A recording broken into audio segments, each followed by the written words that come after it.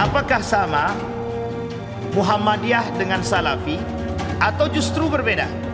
Ada poin-poin penting Bapak Ibu sekalian yang berbahagia yang ditanyakan mereka kepada kami. Pertama, mereka sampaikan begini. Sebagian kalangan, Muhammadiyah itu tidak jelas dan tak tegas. Di mana letak tak jelas tak tegasnya itu? Jamaah Muhammadiyah banyak yang pindah ke Salafi gitu. Oh, ini pertanyaan. Ini ada abang orang Muhammadiyah. Betul Pak? Coba tanya. Apa kata mereka? Jamaah Muhammadiyah banyak pindah ke Salafi Ustaz, karena Salafi itu karena Muhammadiyah itu tidak jelas. Makanya banyak pindah ke Salafi. Salafi itu hitam-hitam, putih-putih. Kata dia, ini tidak ada. Nanti kita lihat, ada persamaan, ada perbedaan. Kita harus adil. Kita harus adil. Kalau Bapak Ibu tengok secara selintas atau sepintas, masalah persoalan ibadah Muhammadiyah memang agak nampak mirip dengan teman-teman Salafi. Tetapi Muhammadiyah dengan Salafi punya perbedaan yang fundamental, sangat-sangat jauh. Itu pertanyaan ketiga. Pernyataan keempat, mengapa Muhammadiyah tidak bermazhab? Muhammadiyah menerima modernisasi atau kemoderenan, lebih tepatnya wasatiyah. Sementara teman-teman Salafi tak mau terima perbedaan antara Muhammadiyah dengan teman-teman Salafi agar tidak memukul rata. Ini orang tidak pakai kunut nih. Ini dah jelas Salafi nih. Assalamualaikum warahmatullahi wabarakatuh. Bapak Ibu abang kakak adik jamaah dimanapun berada. Man bana masjidan, siapa yang bangun masjid, manallah mislahu baitan fil jannah. Ma la yudraku kulluh la yutraku kulluh. Kalau belum bisa bangun satu masjid utuh, 1, 2, 3 sak semen batu bata batu kerikil, insya Allah mengalir sampai hari kiamat. Bingung kemana kami mau salurkan? Jangan lagi bingung, salurkan ke Masjid Peradaban. Di nomor rekening Bank Syariah Indonesia BSI, nomornya mudah 33300009097 atas nama FSRMM. Konfirmasinya ke nomor berikut 0813 7733 9947. Berkah selalu. Wassalamualaikum warahmatullahi wabarakatuh.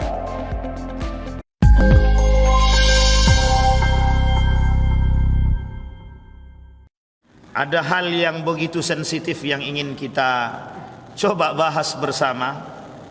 Tetapi Bapak Ibu sekalian yang berbahagia, ada hal yang harus kita pahami dari persoalan-persoalan yang begitu cukup sensitif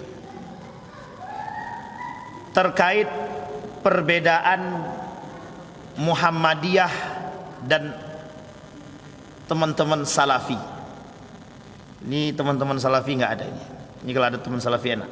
Ini ada Bang Muhammadiyah, sama orang KMF Muhammadiyah. Kita orang Muhammadiyah. Jadi Bapak Ibu sekalian yang berbahagia, beberapa pekan yang lalu banyak pertanyaan terkait Muhammadiyah ini atau keberadaan Muhammadiyah ini. Apakah Muhammadiyah ini sama dengan teman-teman Salafi atau Wahabi? Tapi saya tak pakai kalimat Wahabi, saya pakai kalimatnya Salafi saja. Apakah sama Muhammadiyah dengan Salafi atau justru berbeda? Bapak Ibu sekalian yang berbahagia, pertanyaan ini saya rangkum, paling tidak ada 8 pertanyaan yang disampaikan kepada kami sebagai orang Muhammadiyah. Jadi hari ini saya deklarasi kalau saya adalah orang Muhammadiyah. Jadi ada poin-poin penting Bapak Ibu sekalian yang berbahagia yang ditanyakan mereka kepada kami. Pertama, mereka sampaikan begini. Sebagian kalangan, Muhammadiyah itu tidak jelas dan tak tegas. Di mana letak tak jelas tak tegasnya itu? Ketika mereka melihat Muhammadiyah ini adalah kelompok yang intoleran pada waktu-waktu tertentu. Ketika pemerintah awal Ramadannya berbeda dengan Muhammadiyah, dianggaplah Muhammadiyah ini menyeleweng daripada aturan pemerintah. Tapi tidak dilihat dari sisi yang lain. Ketika Muhammadiyah punya peran, jadi dalam Muhammadiyah itu ada pembahasan khusus dalam Al-Islam dan Kemuhammadiyahan. Salah satunya gerakan sosial. Muhammadiyah itu dalam peran politik, sangat. Jangan dikira Muhammadiyah tidak berpolitik. Muhammadiyah berpolitik tapi tidak berpolitik praktis. Tapi sebagian di antara mereka mesti banyak yang datang dan mencari suara ke Muhammadiyah. Itu pasti. Dan kita sampaikan itu.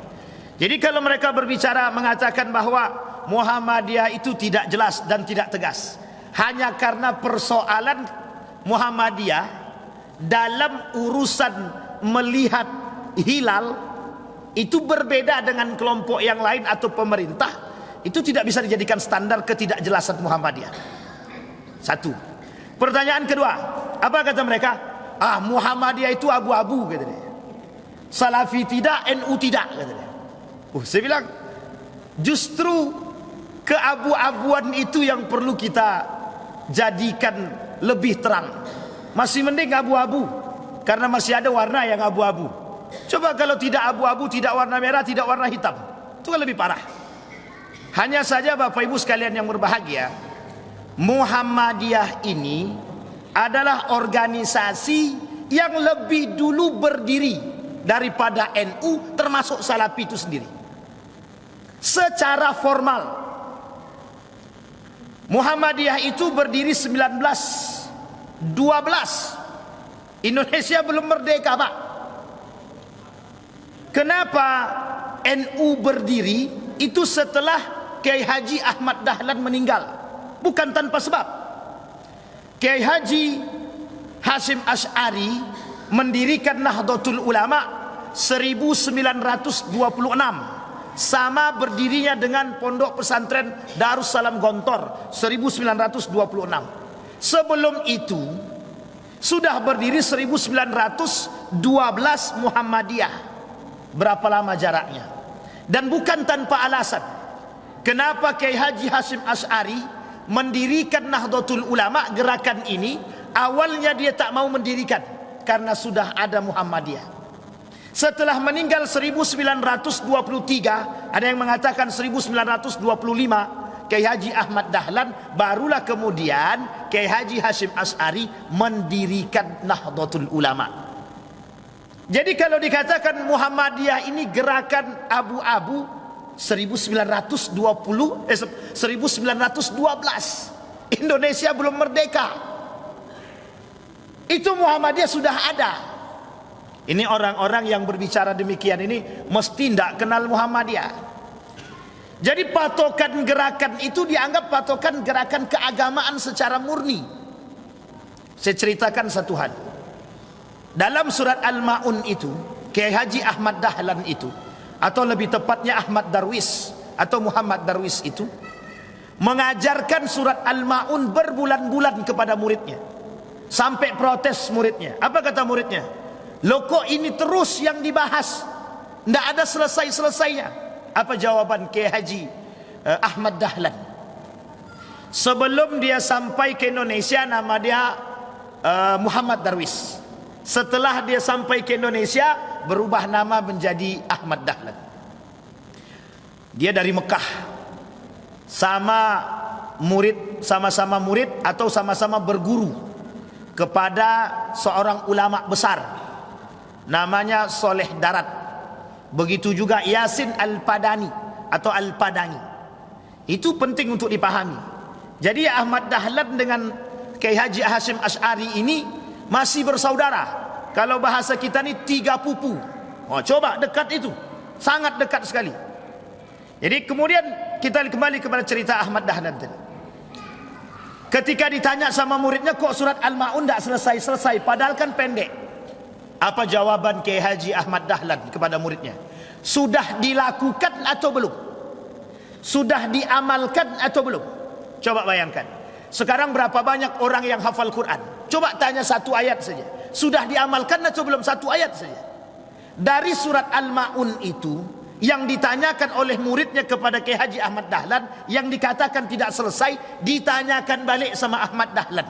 Apa kata Ahmad Dahlan? Sederhana pertanyaannya, sudah diamalkan atau belum? Jawabannya sederhana, belum diamalkan. Apa kata Kiai Haji Ahmad Dahlan? Amalkan dulu. Itulah cikal bakal berdirinya hari ini Rumah Sakit Muhammadiyah. Jadi jangan kata kalau Muhammadiyah itu tidak punya peran terhadap Republik Indonesia. Bukan tidak punya peran, sangat punya peran sekali. Bayangkan. Nah, jadi Bapak Ibu, tapi mereka anggap Muhammadiyah ini abu-abu dalam istilah agama.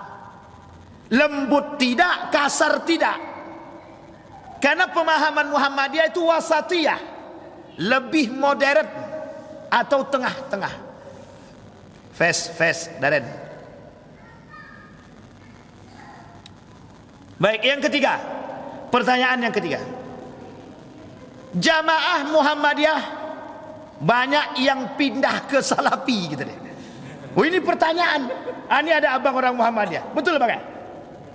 Coba tanyakan. Apa kata mereka? Jamaah Muhammadiyah banyak pindah ke Salafi, Ustaz, karena Salafi itu karena Muhammad itu tidak jelas. Makanya banyak pindah ke Salafi gitu. Salafi itu hitam-hitam, putih-putih gitu. Kata dia, ini tidak ada, nanti kita lihat, ada persamaan, ada perbedaan. Kita harus adil. Kita harus adil. Kalau Bapak Ibu tengok secara selintas atau sepintas, masalah persoalan ibadah Muhammadiyah memang agak nampak mirip dengan teman-teman Salafi. Tetapi Muhammadiyah dengan Salafi punya perbedaan yang fundamental, sangat-sangat jauh. Itu pertanyaan ketiga. Pernyataan keempat, mengapa Muhammadiyah tidak bermazhab? Memang betul kalau begitu, kata dia kan. Kapan dia pengen jalan, kalau tak ya sudah. Itu dia bahasa yang dipakai. Muhammadiyah itu nanti kita jelaskan satu-satu. Dia kalau dijelaskan panjang lebar ini. Ini tidak selesai satu kali pertemuan, tidak selesai. Karena pertanyaannya banyak. Kelima, ini saya kutip daripada WA yang masuk. Mengapa Muhammadiyah menggunakan istilah ittiba bukan taklid? Ini juga sama Pak. Muhammadiyah tak kenal taklid. Muhammadiyah tidak kenal taklid. Tapi yang dikenal oleh Muhammadiyah ittiba. Baik. Kemudian yang keenam. Terus kalau begitu apa perbedaan Muhammadiyah dengan Salafi? Itu dia pertanyaan yang dari Pak Yendi. Itu dia pernyataan dari Pak Yendi. Yang ketujuh, apa kata mereka? Warga Muhammadiyah bosan dengan materi-materi Muhammadiyah, sehingga banyak yang tak mau datang dengan kajian-kajian di Muhammadiyah. Ini nanti kita perlihatkan Bapak Ibu. Ada fenomena yang sangat unik itu Bapak Ibu. Di Indragiri Hilir itu ada masjid Muhammadiyah di Tembilahan itu. Itu kalau ini unik. Jadi ketika sholat 5 waktu, itu yang sholat itu satu sop tak sampai. Tapi kalau Muhammadiyah lebaran duluan, itu sampai lantai dasar pun nggak cukup. Itu Pak. Jadi sebenarnya relawan Muhammadiyah itu banyak. Kami pernah jadi imam, jadi khatib Idul Fitri, Idul Adha di Perawang. Orang Muhammadiyah itu kalau kita hitung sedikit, setengah masjid baru itu tak sampai. Masjid Taqwa itu tak sampai. Pas khutbah Idul Adha, pas acara Idul Adha, itu Muhammadiyah duluan. Itu sampai ke jalan jamaah itu. Parkir itu tidak tahu di mana itu. Saking banyaknya. Pertanyaannya kok muncul, loh kok makin banyak peserta Muhammadiyah? Coba Bapak Ibu bayangkan. Artinya sebenarnya banyak pengikut Muhammadiyah yang tak tertulis secara kartu identitas Muhammadiyah. Jadi kartu anggota Muhammadiyah, tapi banyak pengikutnya.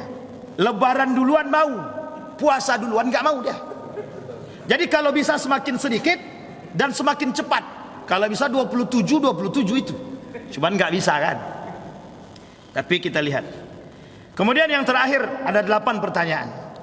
Banyak beranggapan bahwa Muhammadiyah itu firqah mengajarkan kesesatan. Ini yang dikatakan oleh orang Salafi yang ada di Kampar itu. NU firqah dhalah kata dia. Muhammadiyah firqah dhalah kata dia. Bapak Ibu, kita harus fair. Kami di sini bukan ingin menjelekkan satu dan yang lain, tidak. Kita harus fair. Kami ingin menyampaikan kepada Bapak Ibu semua, biar masyarakat juga tahu siapa Muhammadiyah dan bagaimana. Kita ambil contoh, mohon maaf, di Riau ini, itu termasuk orang memandang Muhammadiyah itu sedikit sensitif. Di sore itu Muhammadiyah nggak bisa masuk, hanya segelintir pengikutnya. Kalau ada orang, ini orang Muhammadiyah nih, nggak sejalan dengan kami.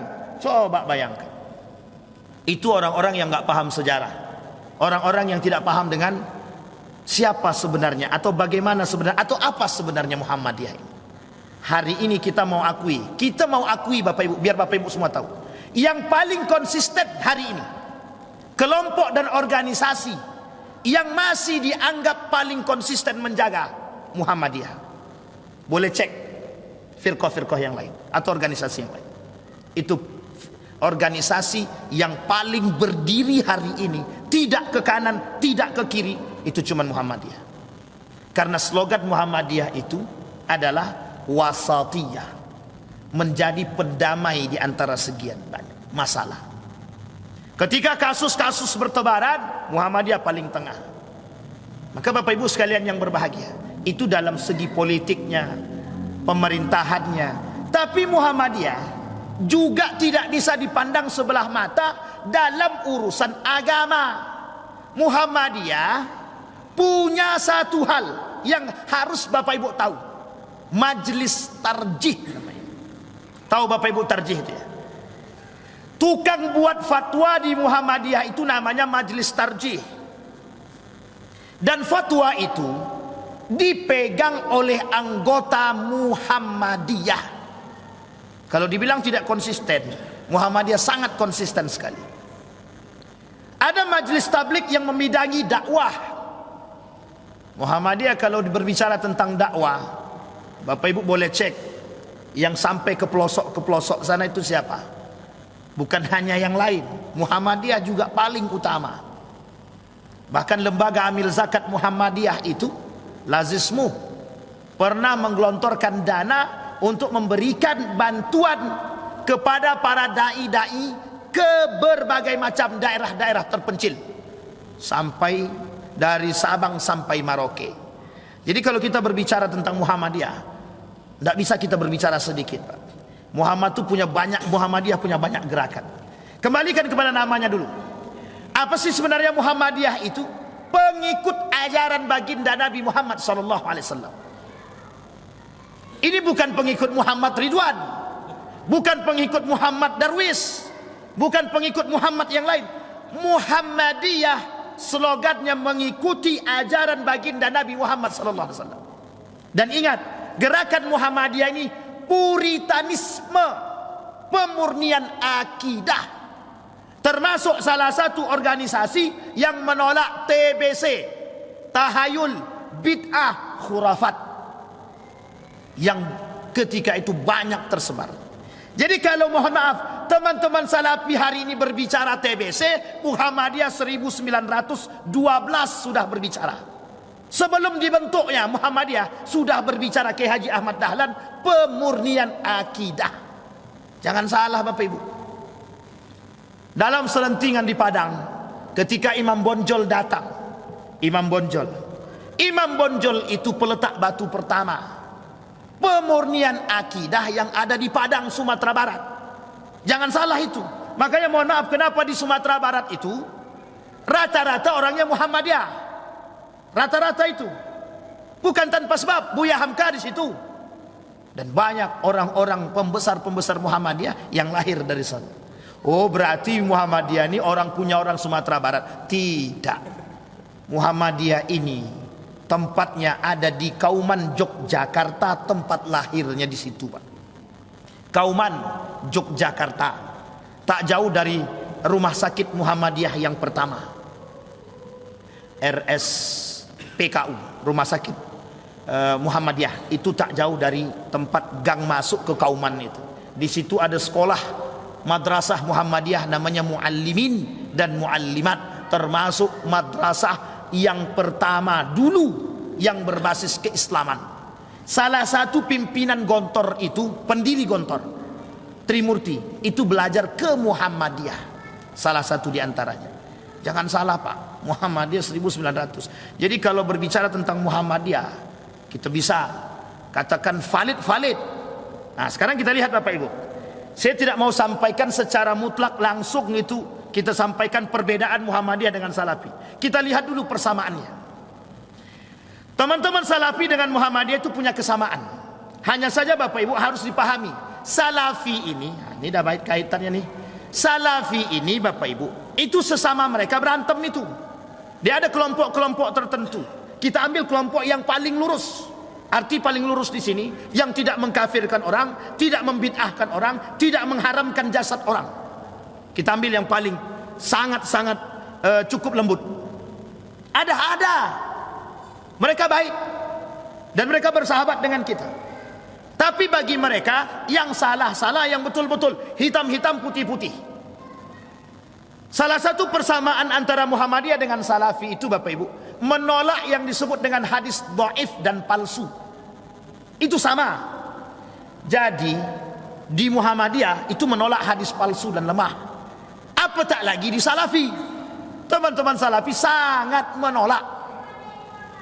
Tapi di teman-teman Nahdlatul Ulama tidak.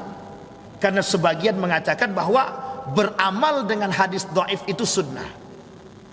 Itu yang disampaikan Kiai Haji Idrus Romli dalam podcastnya. Nah, kan begitu. Tapi dalam pembahasan para ulama terdahulu itu disampaikan. Imam As-Suyuti itu mengatakan, Ibnu Hajar Al-Asqalani mengatakan sama, bahwa beramal dengan hadis dhaif itu atau mengambil pahala keberkahan atau mengambil faidah dari hadis-hadis yang dhaif itu tidak dipermasalahkan. Dan banyak turunnya kapan waktu kita bahas Pak. Itu masalah sensitif karena biar orang itu terbuka juga. Yang pertama, persamaan Muhammadiyah dengan Salafi.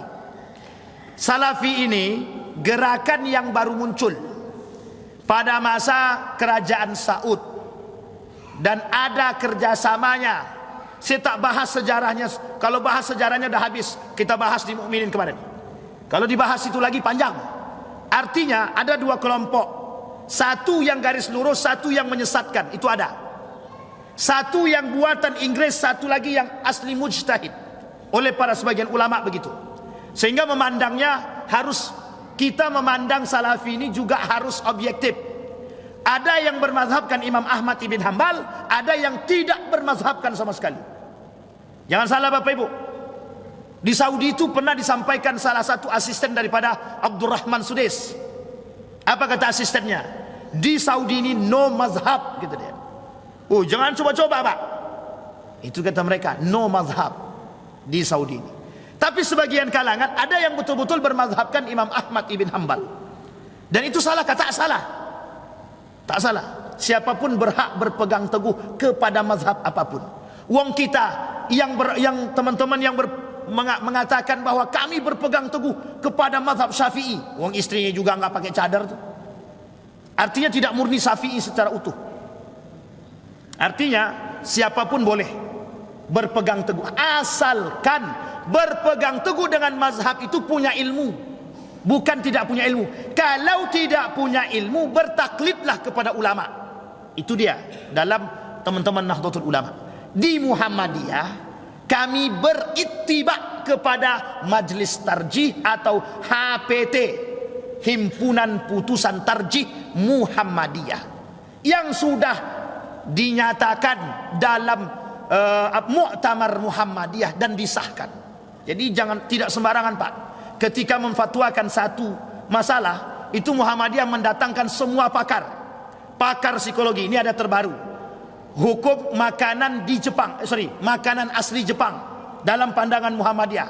Sebelum Muhammadiyah memfatwakan makanan asli Jepang itu, Muhammadiyah panggil orang asli Jepang yang tinggal di Jepang, dipanggil yang paham betul psikologi, dipanggil ahli makanan gizi, dipanggil ahli hukum, dipanggil ahli agama, dipanggil semua, duduk untuk merumuskan satu fatwa. Jadi jangan kira abu-abu. Tidak jelas itu Muhammadiyah. Kayak sholat tarawihnya 4-4, yang lain itu 2-2, dia pula yang 4-4. Jangan salah Bapak Ibu. Apakah ada hadis yang berbicara secara mutlak bahwa solat tarawih itu dilakukan cuma dua saja.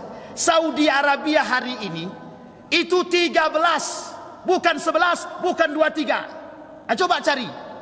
Setelah Bapak Ibu cari, ada dalilnya, ada hadisnya. Apa tak lagi yang 443 dari Siti Aisyah. Oke, oleh sebagian kalangan mengatakan hadis itu untuk witir. Ini kapan waktu kita bahas khusus itu. Di sini saya tak mau bahas karena tak selesai nanti, tak sampai. Ini baru persamaan, belum perbedaan. Yang pertama, persamaannya adalah kembali kepada Al-Quran dan Sunnah. Sama slogannya. Sama slogannya. Slogan Muhammadiyah, kembali kepada Al-Quran dan Sunnah. Jadi tolak ukurnya adalah Al-Quran dan Sunnah, bukan yang lain. Gak ada yang lain. Gak ada. Kalau yang lain percaya dengan kias, Muhammadiyah cuma menggunakan tidak. Muhammadiyah menggunakan Al-Quran dan Sunnah. Kalaupun ada kias hanya untuk pandangan, bukan penguat sumber hukum. Harus dipahami di situ. Bukan penguat sumber hukum. Tetapi ada perbedaan antara Muhammadiyah dengan teman-teman Salafi. Muhammadiyah tidak tekstual saja, juga kontekstual. Muhammadiyah memandang satu ayat itu harus dipahami dengan model pemahaman yang kontekstual, begitu juga tekstual. Sehingga Muhammadiyah menggunakan metode pendekatan bayani, irfani, burhani. Itu mesti tak perlu kita bahas panjang, cukup dalam kajian serius aja itu. Artinya ada pendekatan tertentu yang digunakan. Jadi tidak bisa sembarang main haram-haram aja, tidak bisa itu. Misal tentang zakat. Ini saya sampaikan tentang zakat. Dalam zakat itu, oleh teman-teman Salafi itu tidak mau menggunakan pulus. Harus pakai beras atau makanan pokok. Sementara Basnas kita itu membolehkan. Tahu Bapak Ibu mazhabnya siapa itu? Itu bukan mazhab Imam Syafi'i. Kalau mazhab Imam Syafi'i 2,7. Makanya UAS mengambil 3. 2,7 sampai 3. Itu mazhab Imam Syafi'i. Standarnya. Di Muhammadiyah mereka tidak seutuhnya menyalahkan dan masih bisa menerima ketika ada orang yang membayar dengan uang. Artinya lebih terbuka cara berfikirnya. Ini perbedaan. Saya tak jelaskan metodenya karena penjelasan metode itu panjang. Baik, itu yang pertama. Sama-sama menjadikan slogannya kembali kepada Al-Quran dan Sunnah. Yang kedua, sama-sama tidak berhujjah kepada hadis dhaif dan palsu. Makanya doa Allahumma laka sumtu wa bika amantu itu tidak terpakai itu Pak, enggak kepakai. Sama dengan ketika apa namanya itu Allahu Akbar kabira. Muhammadiyah tak pakai itu. Muhammadiyah pakai hadis yang sahih. Pakainya Allahumma ba'id baini atau dengan hadis yang lain. Tapi Bapak Ibu, ada hadis yang lain yang berbicara tentang itu, ada. Hanya saja memang tidak ada yang menggunakan inni wajjahtu. Ada yang menggunakan hadisnya hasan. Ada juga yang mengatakan hadisnya dhaif. Itu boleh dicek dalam bukunya, dalam hadis-hadis itu ada. Ada buku Ustaz Khair Khusairi yang sudah diringkas. Ada juga Syakir Jamaluddin yang sudah diringkas banyak. Dan itu boleh dilihat. Muhammadiyah menggunakan hadis yang sahih. Allahumma ba'id baini. Itu salah satu contohnya. Makanya berbuka puasa itu yang baik, yang benar bagaimana? Bismillahirrahmanirrahim. Setelah minum ataupun makan baru berdoa. Dhahabat dhama wabtabatil uruq wastabatil ajru insyaallah, kata dia. Itu dia Pak. Tapi kan itu tidak menjadi persoalan kah Pak Ustaz? Dalam pandangan majlis ulama dan para ulama-ulama hadis, baik dari kalangan Timur Tengah maupun dari Mesir ataupun mana, itu boleh ditengok Bapak Ibu, boleh dilihat. Ternyata menggunakan hadis palsu dalam doa itu sebagian ulama ada yang membolehkan. Kenapa alasannya begitu? Karena banyak orang berdoa yang tidak ada di dalam Al-Quran dan hadis. Ya Allah, kuatkanlah imanku. Mana hadisnya? Tidak ada. Ya Allah, tambahkanlah istriku. Mana dalilnya? Tidak ada. Maksudnya dalam konteks bahasa yang seperti itu tidak ada. Oleh sebagian ulama, maka dibenarkan menggunakan hadis palsu dalam doa. Di dalam permasalahan ini Muhammadiyah berposisikan seperti ini. Kenapa menolak hadis lemah dan hadis palsu sebagai hujjah? Ulama sudah menyampaikan hadis yang dhaif dan hadis yang dhaif banget, lemah banget dan palsu itu tidak boleh digunakan pada 5 hal. 3 di antaranya: 1, tidak boleh dalam urusan berhujah dalam urusan akidah. Yang kedua, tidak boleh dipakai dalam urusan argumentasi. Yang ketiga, tidak boleh berurusan dengan halal haram. Dan masih ada 2 yang lagi, saya lupa itu. Nanti kita jelaskan kembali. Sampai di sini bisa dipaham. Sehingga sebagian kalangan termasuk Nahdiyin masih memahami konteks ini, bahwa hadis-hadis yang lemah boleh diambil manfaat. Sampai di sini bisa dipahami Bapak Ibu ya. Tapi di dalam Muhammadiyah dan Salafi tidak mau berhujjah dengan hadis dhaif ataupun palsu. Alasannya adalah tidak kuat. Itu Bapak Ibu. Sampai di sini bisa dipahami. Tapi Muhammadiyah dalam persoalan hadis dhaif dengan palsu dan dalam persoalan hadis dhaif masih bisa bertoleransi untuk tidak mengatakan kepada pelaku hadis dhaif itu bid'ah. Tidak. Itu harus dipahami Pak. Harus dipahami. Baik, yang kedua. Udah mau habis aja waktunya. Masih panjang alhamdulillah. Yang ketiga, kedua-duanya sama-sama tidak memberlakukan qiyas dalam persoalan ibadah. Tidak ada qiyas-qiyas dalam masalah ibadah. Makanya bahasanya Muhammadiyah itu dan Salafi itu yang jelas aja. Apa yang dilakukan dalam hadis-hadis sahih itu saja yang dipakai. Kalau tidak ya ditolaknya. Kita ambil contoh doa ketika rukuk, sujud.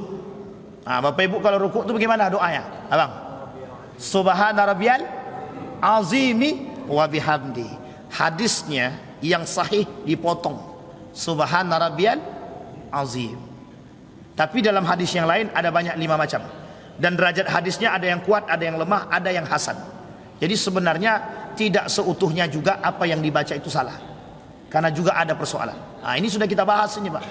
Dan ini di dalam Muhammadiyah dan Salafi menggunakan yang paling kuat itu tadi. Sami Allahu liman hamidah, Rabbana walakal hamd. Cuman sampai di situ. Tidak ada tambah-tambahan. Apa tambahannya? Masih hafal? Mil'us sama wa mil'ur adya mil'u ma syi'ta min syai'im ba'du. Kalau tak hafal berarti jangan ngaku NU. Nah, ini tidak ada kaitannya dengan NU dan Muhammadiyah. Persoalan bacaan. Tetapi hadis yang dipakai oleh teman-teman Salafi menganggap hadis ini lebih kuat. Begitu juga di Muhammadiyah. Ada bacaan yang lain yang digunakan oleh Muhammadiyah menggunakan hadis yang sahih, terkhusus dalam ibadah juga. Nah, bertoleransi persoalan muamalah itu lain belakangan. Tapi Bapak Ibu sekalian yang berbahagia, perlu kita pahami bahwa alasan mereka menggunakan kenapa hadisnya yang dipilih hadis-hadis sahih, cari selamat. Sampai di sini bisa dipahami? Pokoknya cari aman. Nah, itu dia. Kalau yang satunya lagi bukan masalah cari aman, kan masih ada celah. Kenapa kita tak ambil celah tersebut? Salah kata salah juga? Tak salah juga. Hanya saja berani mengambil itu berarti berani mengambil resiko. Tapi kalau orang yang mengambil udah pokoknya kami hadis sahih aja. Nah, jadi sudah mencari aman duluan, takut terjerumus dalam, mohon maaf, jika hadis tersebut palsu ataupun dhaif ataupun dhaif jiddan, lemah banget. Baik, sama-sama tidak memberlakukan qiyas dalam persoalan ibadah. Keberapa lagi? 1, 2, 3. Keempat, kedua-duanya sama-sama memiliki semangat purifikasi. Apa bahasa purifikasi itu? Puritanisme, pemurnian akidah. Pokoknya TBC tidak ada namanya toleransi. Syirik, syirik. Yang datang ke dukun syirik. Dah itu mutlak syiriknya kan? Sama. Tidak ada tawasul-tawasulan. Oh iya jelas. Kecuali bertawasul dengan amal soleh. Kan begitu. Nah, ini penting juga untuk dipahami ini. Tidak ada ziarah kubur dalam baca yasin segala macam. Nah, tapi ini penting untuk dipahami. Sehingga Bapak Ibu dalam persoalan seperti ini itu menjadi pos sendiri bagi Muhammadiyah dan Salafi. Dalam hal ini ada kesamaan. Muhammadiyah tidak ada berlebihan dalam persoalan kuburan. Tapi Muhammadiyah tidak pernah panggil mereka tuh ahlul kuburiyun. Ya, orang-orang yang suka ke kubur itu Muhammadiyah tidak pernah panggil ahlul kuburiyun, tidak pernah.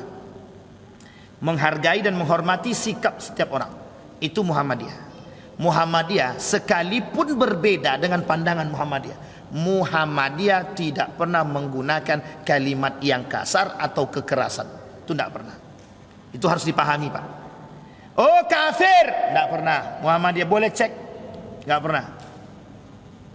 Oh ini bukan saudara kami, tidak pernah.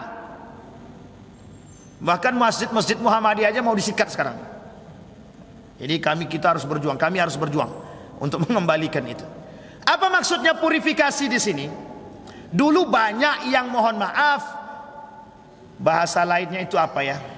Dalam bahasa gaulnya itu saya lupa. Tapi yang jelas masuk Islam tapi tetap sesajenan. Islam kejawen, bukan hanya Islam kejawen, apa namanya itu ya bahasa gaulnya itu, dalam bahasa akademiknya itu. Masih lupa lah. Artinya Islam masuk dia. Tapi menyembah patung, bukan menyembah patung, sesajenan masih. Dulu banyak begitu. Orang Jawa masuk Islam tapi tak solat. Nah inilah dulu menjadi alasan kepada oleh Kiai Haji Ahmad Dahlan untuk merubah. Salah satu yang kami temukan ketika di Madinah itu, bertemu dengan salah seorang aktivis, dan dia mahasiswa Universitas Islam Madinah. Ternyata murid daripada Wali Songo terkhusus Sunan Kalijaga itu pernah bertanya kepada Sunan Kalijaga, apakah Islam yang benar itu mengajarkan seperti ini? Seperti ini tuh bisa kita persoalkan begini.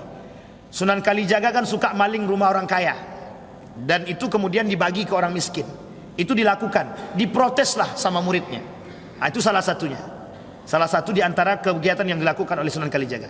Apa jawaban Sunan Kalijaga? Kelak akan datang kelompok yang akan memurnikan, membenarkan yang salah. Bisa jadi Muhammadiyah salah satu di antara yang dikatakan, dan kelompok-kelompok yang lain. Sampai di sini bisa dipahami, Pak. Keris bisa berdiri sendiri. Itu bukan tidak banyak kita temukan, Pak. Oh kalau di Jawa itu kental sekali.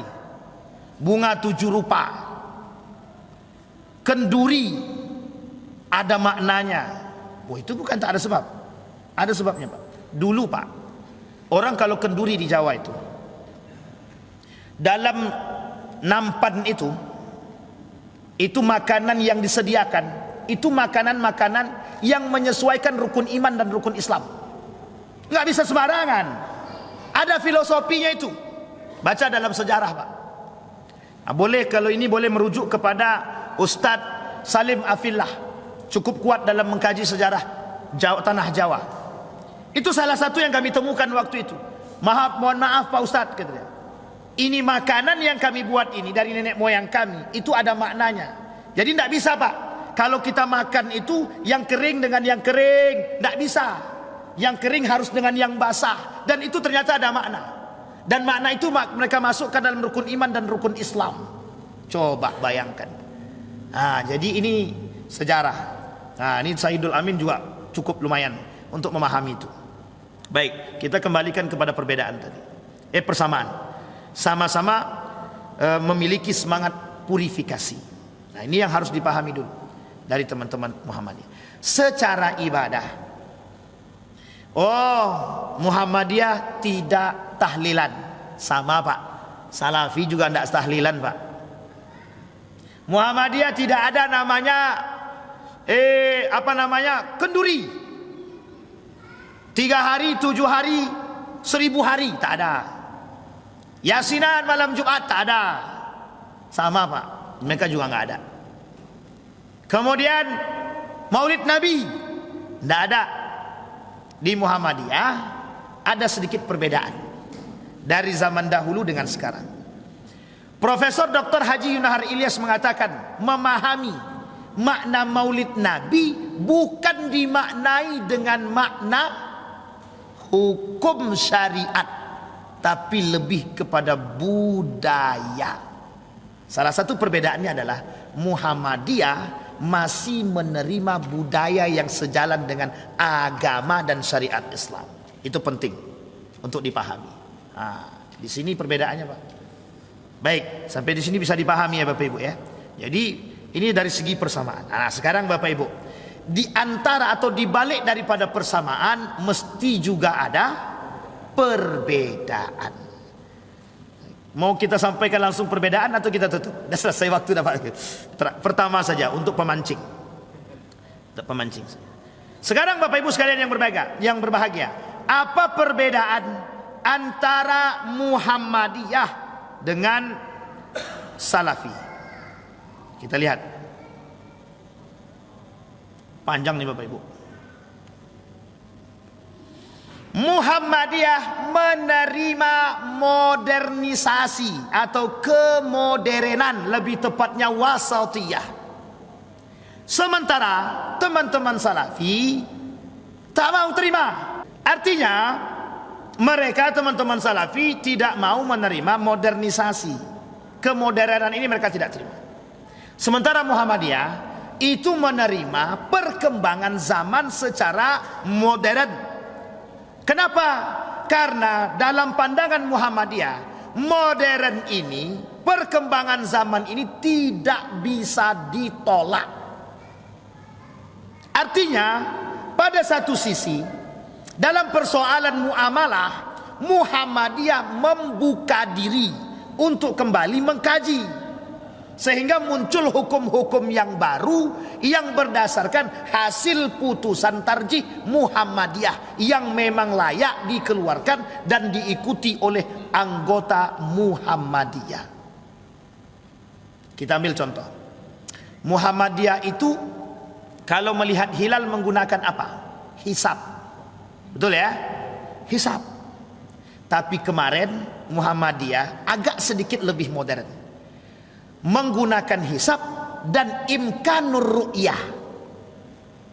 Sementara pemerintah ru'yah tapi satu sisi menggunakan hisab.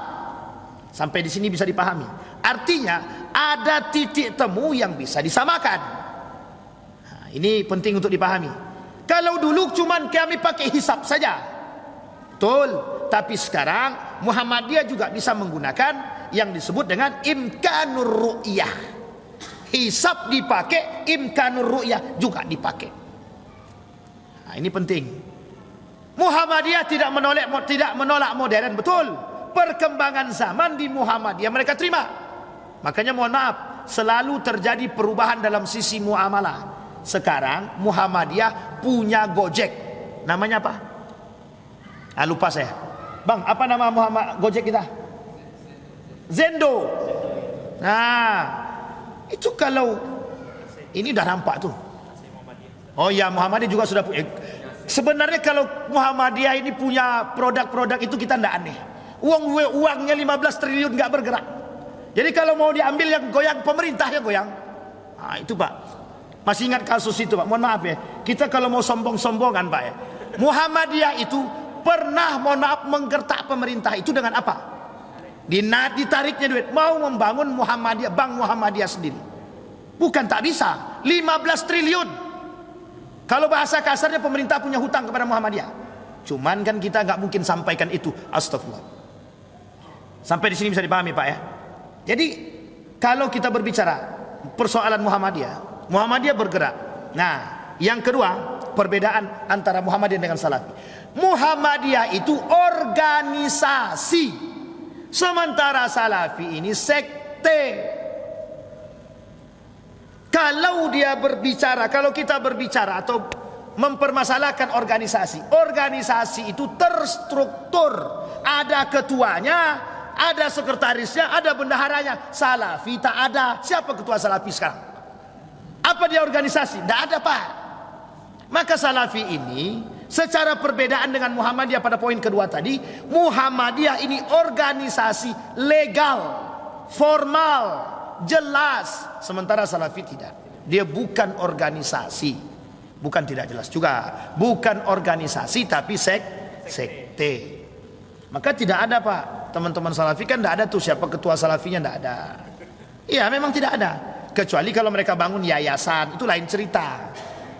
Sampai di sini bisa dipahami Bapak Ibu. Kita masuk 2 poin saja dulu. Kapan waktu kalau kita ketemu lagi kita sampaikan. Insya Allah ini bahan mau kita sampaikan juga kepada khusus masyarakat Muhammadiyah juga. Lain waktu insya Allah. Tapi kenapa saya sampaikan juga di tengah masyarakat yang lain, biar juga bisa melihat Muhammadiyah, perbedaan antara Muhammadiyah dengan teman-teman Salafi, agar tidak memukul rata. Ini orang tidak pakai kunut nih, asam. Ini dah jelas Salafi nih. Atau udah jelas nih ini. Jadi tertutupi sudah. Cuman Bapak Ibu sekalian yang berbahagia, yang perlu kita tekankan, perbedaan yang kita sampaikan bukan mengkerdilkan siapapun, tapi untuk membuka pola pikir kita agar kita ini sehat dan bisa menerima perbedaan tersebut. Saya kira itu saja, mudah-mudahan bermanfaat bagi kita semua. Fa'tabiru ya ulil absar la'allakum tuflihun. Assalamualaikum warahmatullahi wabarakatuh.